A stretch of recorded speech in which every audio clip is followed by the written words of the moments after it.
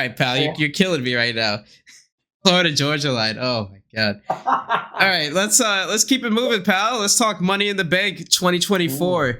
What do you want to start with here? Do you want to just talk about like overall excitement going into the show? I do, and then I want to go to one match specifically, which we'll get to. But Yeah. yeah, I think overall, I think they've done quite a good job with this show. I think a lot of this show, I mean, as is the case, because SummerSlam's coming up just about right after it, a lot of this is going to shape very heavily what we get at SummerSlam. Common sense, obviously, but I think it's really going to make for a good show in that regard, and that's going to really draw the interest. Where exactly WWE goes for the second biggest show of the year, I'm very interested to see. I know we're going to have a debate in a moment regarding Damian Priest and Seth Rollins. I vehemently disagree with your stance from last week, but we'll discuss that in a second. But across the board with these matches, are any of these matches going to be 7 stars? Probably not, but each match in itself will probably be pretty good. It looks like another one of these Triple H shows, 5 or 6 matches, all of which are pretty good. Solid, slideshow review ratings, 7.5, 8 out of 10. Maybe if they do a shock swerve or a Roman Reigns return, we'll get to all this. It could be like an 8, 8.5 out of 10 show. But yeah, excitement-wise, I look forward to it. I can't wait to give it a look. What do you reckon, pal? Yeah, I'm looking forward to it. Honestly, I'm more excited for this one than I was King and Queen of the Ring. I just think this show is going to be a little bit better. Honestly, this might be the best PLE in the after WrestleMania. I think on paper it looks like it could be. Might even be better than Backlash. We'll see, pal. So I put as you were talking there, I'm pulling up the betting odds for when we talk about the men and women's Money in the Bank, and there's some interesting stuff there. Yeah, I think usually I'm not too excited for like Money in the Bank just because of the concept. Like, it's a fun match, and then it doesn't lead to much. Yeah, like with Otis and like recent years with stuff like that. But I think Damian Priest kind of breathed new life into this. Maybe the Money in the Bank might mean something going forward. Who knows? We'll see, pal. So yeah, I mean, overall, this show's gonna be fun. Yeah, I'm just really tripping up by some of these odds that I'm seeing, pal. I can't wait to discuss it. So, what match do you want to start with? Go ahead. Well, I want to start with the men's Money in the Bank match. Yes. I find, and now I haven't looked at the odds. I've watched some of the qualifying matches. I'm following, obviously, the WWE product and where they're going with this. I want to hear from you what the odds are for who people think, the betting odds, whatever, thinks is going to win this match. Go, take it from us here, pal. Well, I don't even know if this is real because they have Sami Zayn at 3rd. That's what's tripping me out. I'm trying to figure out how Sami Zayn fits in the equation. And they have Braun Breaker at 7th? Whatever. Either way, the odds-on favorite right now is LA Knight, followed by Dominic Mysterio at 2nd. So I don't know how that works out either. I mean, we know that the qualifier for the last spot is McIntyre, Sheamus, and Ilya Dragunov. Is that how you say his name? I can never say his name. Yeah, Ilya Dragunov, pal. Ilya, yeah, I can never say his name. Yeah, that doesn't make a lot of sense. Can you just repeat, sorry, the first, like the favorite for this match, the second favorite, and the third favorite in the betting? Yeah, let me see if I can find it better. Because, pal, my interpretation, and I'll explain my feelings here while you go on. I look at who's in this match. I think LA Knight right away won't win because Logan Paul's going to cancel him out. Like Logan Paul will attack him during the match, or how they'll do the moment. Everyone's down. LA Knight's climbing the rungs. He gets to the top of the ladder. He goes, LA Knight, yeah. And then instead of grabbing the briefcase, Logan Paul rushes in and knocks him off the ladder. And so LA Knight cost himself the match almost, and Logan Paul has responsibility in that. Chad Gable, I think the Wyatt 6 will take him out.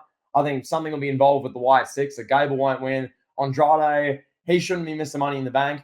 He realistically won't be a world champion. Carmelo Hayes, he's going to be great in this match, but I think it's too soon. Jey Uso, I think, is the one who should win this match. I think just having Jey Uso as the Money in the Bank briefcase holder is like the perfect piece. He's not an established like main event WrestleMania sort of guy. He's not a guy who realistically main event every pay-per-view, but he's been involved in world title matches. He's involved in big matches. Think of Backlash. Think of these other world title matches he's been in. I think Jey Uso is perfect. He gives you room for if you have Cody as champion, you can do that story. If you have, I don't know, whoever is champion, if you have Seth Rollins or you have Gunther or whoever's champion, Jey Uso makes a realistic Money in the Bank. So I think Jey should win. I don't think Drew McIntyre should win. I think Punk cancels him out. So yeah, there you go, pal. Yeah, so those odds are inaccurate. The odds are not out yet, so something interesting is going to happen on Raw, is what I'm guessing, because the odds have changed so much. So I don't know. We might not that triple threat. There might be some shadiness going on with that triple threat match. I don't know. But so you're assuming, if I heard you correctly, you're assuming McIntyre takes a spot, right? It's gonna be McIntyre. I think McIntyre takes a spot, and the match becomes the White Six cancels out Gable. Right. I imagine LA Knight gets cancelled out by Logan Paul. CM Punk. I imagine who else? There was CM Punk stops McIntyre. Yeah, Punk and McIntyre have their biff and whatever. Like, I think what could well happen if they want to book it this way, which could play on fans' nerves. I don't know. As I mentioned, LA Knight has his little moment where everyone's down. He scales the ladder. He's clearly going to win. He goes, LA Knight, and then Logan Paul blindsides him, knocks him off the ladder, and costs him the match. And then you have something similar where Gable looks like he's going to win, then the lights go out, and the White Six just like attack him, and he's just dead in the corner for like the rest of the match. And then McIntyre's climbing, and then Punk just takes him out. It's like, I could see stuff like that happening, where it's just like there's so many wrestlers are gonna win, they're gonna win, but just stuff keeps interfering. Then Jey Uso just gets an unimpeded run and just wins the match. I could see that happening, but maybe I'm wrong, pal. Maybe Ilya Dragunov wins and becomes the next Steve Austin. I don't know. Yeah, I don't know about that one, pal. I do think LA Knight is gonna take this. Okay. I think it's gonna be LA Knight. I don't see Jey Uso, like, I don't know. I mean, it'd be fun. Jey Uso with the Money in the Bank would be fun, and he's one of the best characters, best stars on the show right now. Like, realistically, though, is he a guy that could be world champion?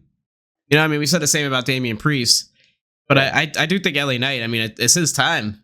You know, if they're going to ever pull the trigger on him, it's got to be now. I mean, he's cooled off a little bit from like a merchandise standpoint. You know, CM Punk and Cody are just destroying it right now, and Jey Uso from that standpoint, but LA Knight is still one of the most bankable stars in the company right now, and this is his window, I think, to get to that top spot.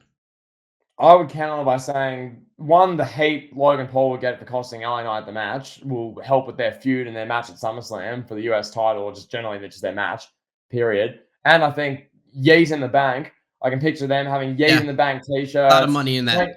Money in the Bank, Yeet, Money in the Bank, Yeet, or Money in the Yeet, whatever they want to do. They have like a blinged out Money in the Bank briefcase. You got, I picture Jey Uso with Lil Wayne, Jey Uso with like hip hop artists. Got like a diamond plated Money in the Bank briefcase. He's appearing in hip hop videos. I could visualize that. I think from like a marketing point of view, that could be I could see Nick Khan saying, we want to go in that direction, Paul. So there you go. That's my take. I don't know. Yeah, and it wouldn't surprise me if Punk cost McIntyre the match on Raw. That wouldn't shock anybody if that happened. And it was like Sheamus in there, and we just get Sheamus doing bro kicks, pal. I'm gonna say LA Knight for my final prediction. But I can see Jey Uso too, easily. Yeah. All right, pal. So you want to talk about the women's match? I'll move to the women's one. While we're talking Money in the Bank matches, the women's match. Look, I think this match is unpredictable. Similar to I don't really have like a person I think just has to win. The same way I do the men with Jey Uso. I think I look at the women involved in this match at this stage. The ones that we have confirmed: Io Sky, Chelsea Green, Lyra Valkyria, pal, Tiffany Stratton, Naomi, and who do you think is going to win the last match, pal? What do you reckon? Dakota Kai was pleading her case on Twitch, so maybe she'll get the opportunity. I mean, what is Dakota Kai, Ivy Nile, and Zoe Stark? Yeah, I mean, I would rather see Dakota Kai in there. Zoe Stark has no aura, and Ivy Nile, she's Ivy Nile. She's not quite there yet, pal. But it wouldn't surprise me. Triple H is the land of opportunities, pal. Love showcasing new talent. I think Tiffany Stratton or Chelsea Green are the two girls here. Yeah, Chelsea Green's been on fire ever since she's gone through that character makeover, and people love the way that Samantha Irvin introduces her, and she's just become a star now. But Tiffany Stratton has it all, man. Like, she's that bleach blonde, good old American girl. She's in good shape. She does cool moves with the gymnastics and other stuff that she does. And she's a young up and coming star from NXT, and people seem to like her. So I think it's either one of those two. I can honestly say, I think Tiffany Stratton wins the match. And my reasoning for this, and as we saw with Damian Priest, what he was able to do, which is clear Triple H wants to use the Money in the Bank, is you make the Money in the Bank, like, you use it to really assist with like the character. Like in Damian Priest's case, send your money in the bank. They made it a purple briefcase. They had it become a part of the character. In the men's instance, as I said with Jey Uso, that becomes like fits into the Yeet thing, fits into his gimmick with working with hip hop, pop culture, whatever. But Tiffany Stratton, I can picture them doing like either like a pink Money in the Bank break or like really changing the design of it or whatever color scheme design Stratton wants. And they do segments backstage. The camera will go in. She'll be like styling her hair or doing whatever with like the briefcase opens and then like the camera pans around. She's looking at a mirror of herself. Like she put a mirror in the briefcase instead of the contract, being like, yeah, I'm using this to look at me. Why wouldn't I want to look at me? I'm Tiffany Stratton. I'm Tiffy time. Why would I want to look at anyone else than me or something? However they want to do it, they can really add to the character. I see Tiffany Stratton winning. If she doesn't, I'm not going to lose sleep, pal. But yeah, there you go. Yeah, there you have it. All right, so now where do you want to go next? I want to discuss Sami Zayn and Bron Breakker. Okay. I think this has to be Bron Breakker's coronation match as IC champion. He just needs to go in here and win this match in 5 minutes. Yeah, I think. I agree. I think this needs to be like not Brock and Cena from SummerSlam 2014 per se, but just Sami Zayn gets a bit of offense in, but Bron Breakker's just like you watch the match and go, oh my god, okay, good luck beating that guy for the next little while. And then if Bron Breakker has a long run of the title or whatever they do with Bron, I don't know. I think Sami Zayn he played his role in the passage of time. Pal, he dethroned Gunther. He had the big WrestleMania moment. He had the little feud with Gable there. But it just feels like time, in my opinion. Have Bron Breakker, one of these next big talents, get the IC title and see how he does. That's what it seems like. Yeah, I think you're right. I mean, he literally killed Ricochet a few weeks ago. And he's been booked like a monster, just destroying anybody he's in the ring with at this point. So, yeah, I mean, it's a good, I think it's a good spot for him. The Intercontinental Championship belt, put on a hot prospect that people seem to like too. And you and I were kind of worried that Bron Breakker wouldn't get over on the main roster, but it seems like he's getting over pretty well. Anytime he gets a microphone, like people start barking and they're into him. I would love to see him acknowledge his real life, like his name, and go by Braun Steiner. That's such a better name than Bron Breakker. Don't you think? Like Bron Breakker, like what does Bron break? Yeah. Like what's he breaking? Braun Steiner. Braun Steiner. It's a badass name, pal. Like Braun Steiner's a name. Bron Breakker's a gimmick. Yes. That's my poetically worded version of this. Sami Zayn loses the IC title. Does that do anything negatively for Sami Zayn's career, his legacy? No. Sami Zayn's a made man. He lives in some mansion, with his wife, whatever. He's like 40. It's not the end of the world. Who cares? He makes like $1 million a year to wrestle matches and be a good utility player for WWE and Paul Levesque. He's fine. No big deal. Bron Breakker wins his match, and you see just how far the Bron Breakker star can take your pal. So, yeah, unless there's anything more on that, pal, and we move to the next match. Yeah. Do you want to talk about Priest and Rollins, though, or do you want to talk about the six-man tag? The Bloodline match, okay. Then we'll discuss. We'll have a heated Priest and Rollins debate. So we're saving about that for last. I'm excited. I can't wait. Yeah. When it comes to this Bloodline match, we already touched on a lot of stuff, the MSG, so we're not really going to have like just rehash the whole conversation and waste you guys' time as listeners. But really, when it comes to this match could be anything. A lot can happen in this match. In this, let's say it's 40 minutes of PLE time that these like wrestlers are allocated. We could say Randy Orton, RKO, Cody Rhodes, and set up the feud for the rest of the year. And like we get the Randy Orton Cody thing really take off from there. We can see Roman Reigns' return and him come down and just like come out as a babyface and make a massive return. We could see a number of different things. Like we could say anything. We could see 5 new Samoans debut. There's so many different possibilities from this match. I think either way, you're going to be left with either Cody's left in the ring by himself or Cody's taken out by Orton and then Owens left by himself and then the rest of the Bloodline, the new Bloodline, pick the carcass and get the win. That's what I think is going to happen to some extent. What do you think, pal? The Usos and Solo Sikoa have another brother that is apparently signed with WWE too. I mean, Rikishi's got like 1 million kids, so I forgot his name, but I did see him trending on Twitter. He was like, "Oh, I'll be here soon, pal." So it wouldn't surprise me if there were more members added to this storyline. I mean, they're gonna need Roman and the Usos are gonna need somebody else since the new Bloodline has 4 guys, and then you got The Rock 5, so they need 2 more at least to fill up Roman's section, pal. This match. this is like a placeholder. I think is the right way I Yeah. want to say it. This is Yeah. just a filler for both parties involved here. Mhm. This is going to set up Cody and Randy Orton, and Kevin Owens is there because he's a good worker. And then you've got the Bloodline and their issues with Roman and Paul Heyman. It seems like Roman's going to be back at this show. It wouldn't surprise me to see Roman either at Money in the Bank or at SmackDown the night before. It wouldn't surprise me either way if Roman is there. It seems to be the writing seems to be on the wall. I can't imagine he's going to be sitting back just marinating in the attack of Paul Heyman for like 3 months, pal. I think we're going to see some action pretty quick. But I think the 6-man tag is going to main event the show. One, because I mean the champion face of the company is in the match, Cody, and Yes. this Bloodline thing's like the hottest storyline. Yeah. Outside of the Dom and Liv love angle and the Punk and McIntyre, like this Bloodline thing is massive. So I think that'll be big, and then it sets up. You can end the show with the shocking return of Roman Reigns as a face, where maybe he looks different, or maybe he's missing some of the attire we're used to seeing him with, or I don't know. He's in the Shield gear, maybe. There's a million different ways they can go about it. Anything Roman's going to break the internet. It'll be trending all through India, all through the United States. It's going to be big regardless. You're going to have people fantasizing Roman no matter what he does. So, I can't wait to see it. I think it's going to be, like the moment during the show, you'll have, like a visual of Roman Reigns coming face to face with Solo Sikoa and just destroying him or something like that. I don't know what they're going to do. But, I can't wait to see it. I look forward to it, pal.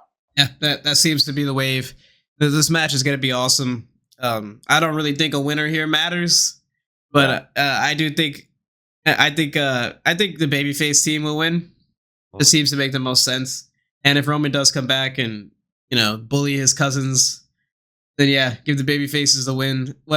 I do think at the end of the match, though, we're going to see Randy Orton turn on Cody. I think that'll be at the end. But whether something silly happens and Cody and Orton have a miscue, and Orton's like, "What the hell, man?"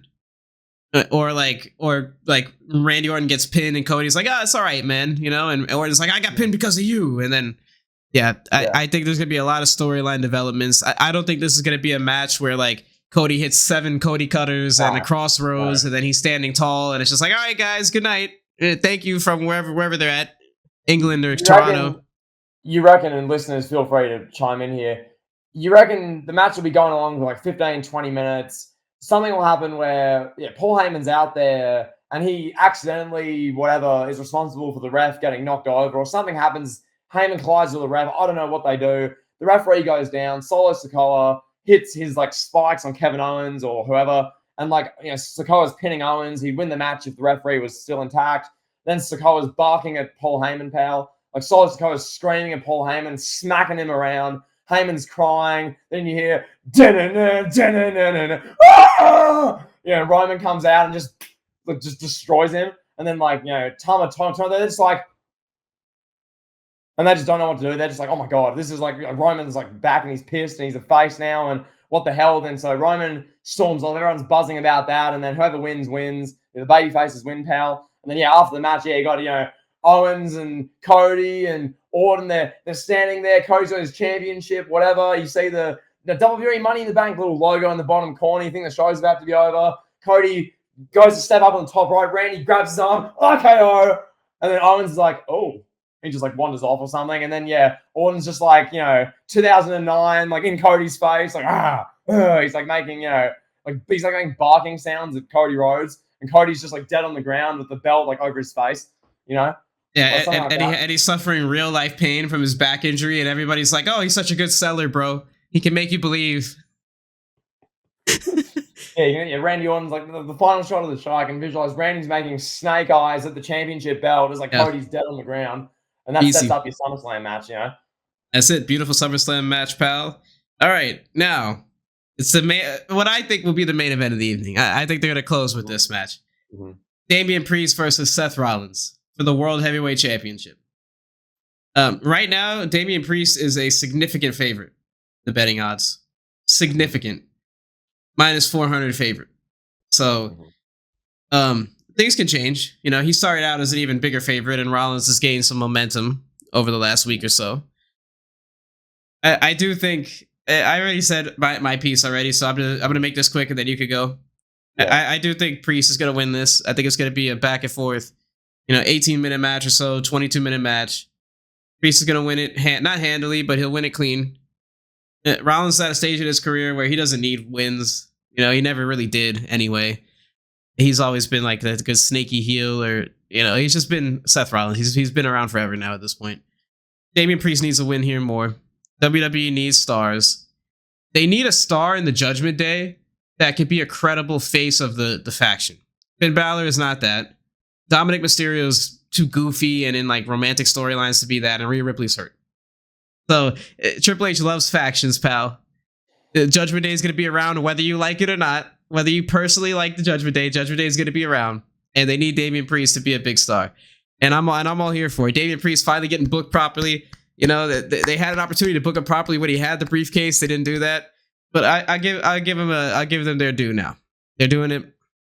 Priest beats Rollins, and he's going to be a big star going forward. And that's just what's going to happen, pal. Whether you personally like it or not, pal, Triple H is already written on a piece of paper that Damian Priest is going over Seth Rollins, pal. And he probably has. And this is the thing. I don't doubt that. But I vehemently disagree that Priest just needs to win this match. And yeah, like, Rollins shouldn't win. And the arguments you present, I think it is ridiculous. I look at this. Gunther's the SummerSlam opponent. Yes. So all this match is who is going to face Gunther? What is the bigger time SummerSlam match? Is it Seth Rollins versus Gunther, a match that many people were saying could well be the main event of WrestleMania Night 1? Or is it Priest and Gunther? Priest and Gunther is a match, is a fine Raw match. That match happens on Raw. Seth Rollins versus Gunther is a legitimate world heavyweight title, big gold belt match at SummerSlam, and then they can do the rematch in Bash at Berlin. Then they can do a third match at whatever show and have it be like a 30-minute Iron-Man match or something. That's like the trilogy to do. The only thing I would say, in fairness to your argument, maybe they're wanting to do that at like WrestleMania season next year or something. Maybe they don't want to do that now. Maybe, right now it's about, Damian Priest retaining, extending the run a bit, trying to get every bit of, juice you can out of extending Priest like up the card and seeing what you can get out of Priest as far as like a main sort of focal point of Raw guy. I think as good as Priest is, I just don't view him on that level. I don't know what it'll take. Maybe, if he wins this match, sure. But I don't know. I'm just saying I need to see more. At the moment, though, with the body of evidence we do know, Damian Priest must lose this match.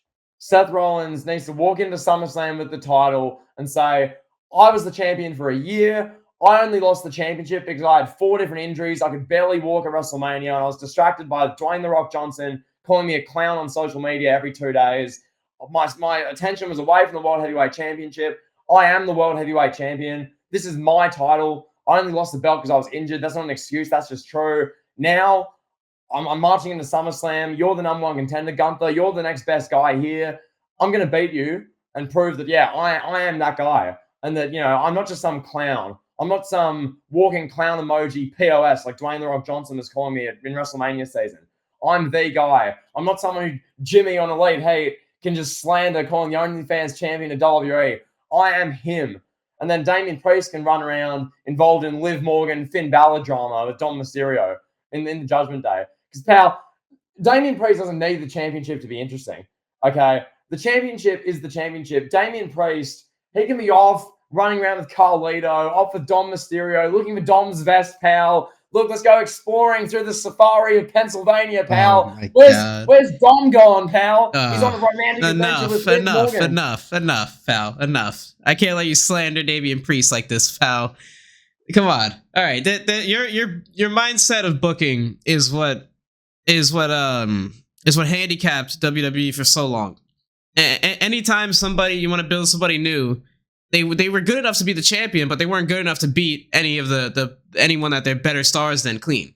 That's what you're implying here with Rollins. You want Rollins to win the belt so he can hold it for 3 weeks, so it could be a bigger deal when Gunther beats Rollins at SummerSlam. It's gonna Priest beat McIntyre clean. That advanced the storyline. It's completely different. 1, 2, 3 is a clean pinfall. Is there an issue? What? What are you talking? Hold on. All right. Hold on.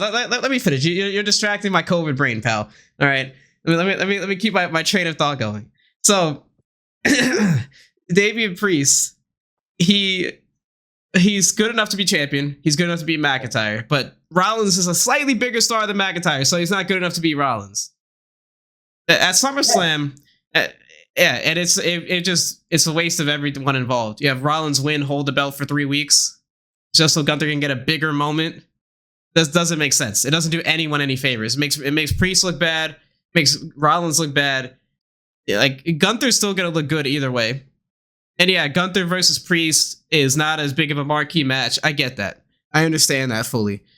As Gunther versus Rollins, but they got time to do Gunther versus Rollins. Rollins had his time with the belt.